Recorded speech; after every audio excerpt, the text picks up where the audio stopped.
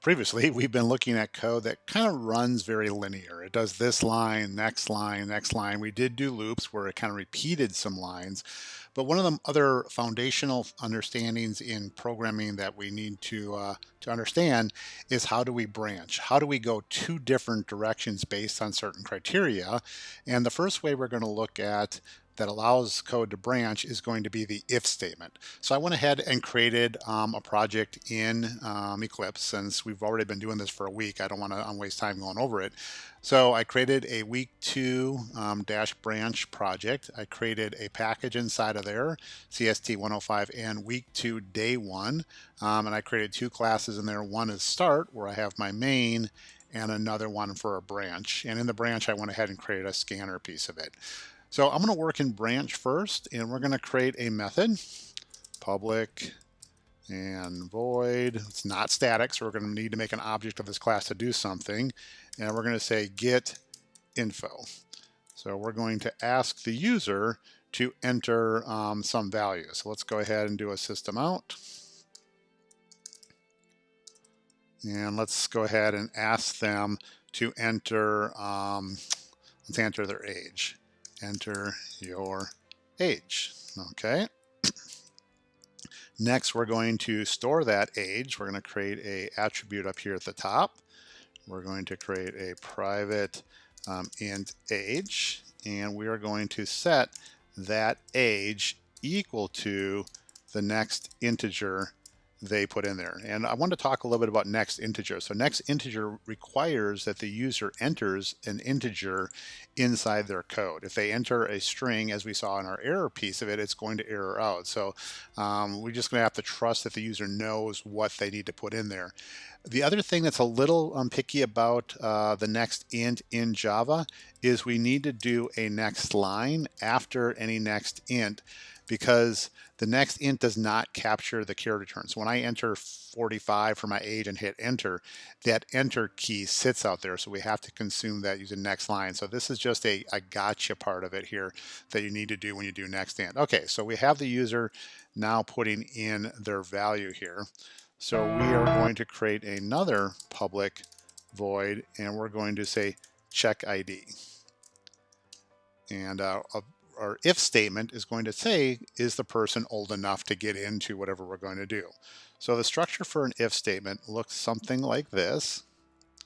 And then we have an else statement. And the else statement does not have a check. So the if statement has this open and closing parenthesis, but the else does not have it.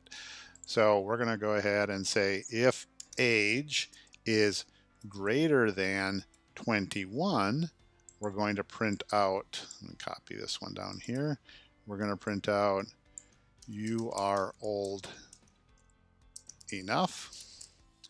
And if for some reason you are not over 21 years old, you're going to go ahead and say, you are not old enough.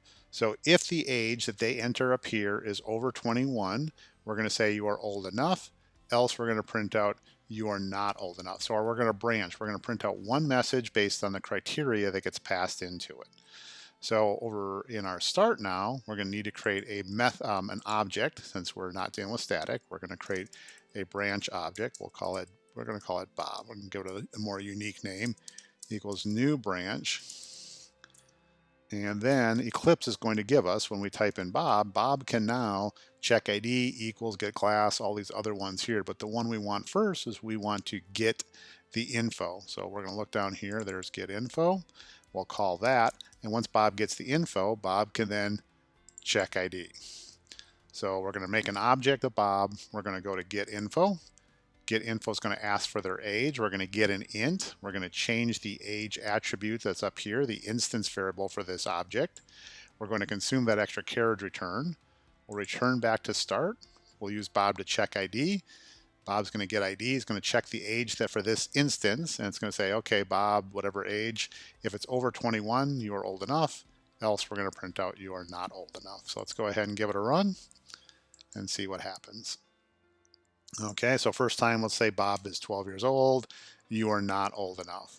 Okay, that makes sense. Let's go ahead and make Bob 45. Bob is 45. You are old enough. Everything seems to be working good.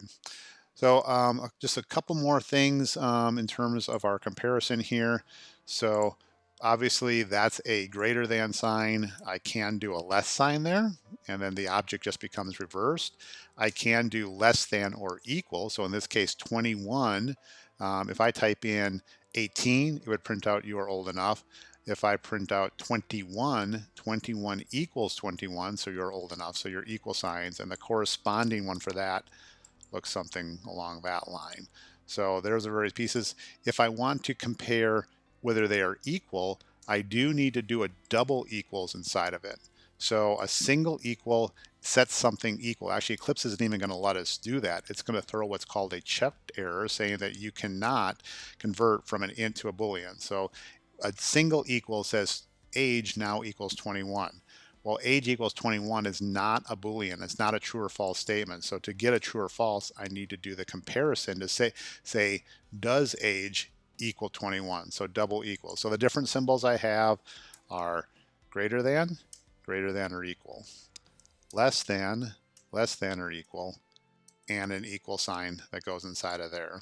So those are some different comparisons that we can run. And we're going to extend this out with a couple more different options in the future. So we'll see you then. Thank you very much.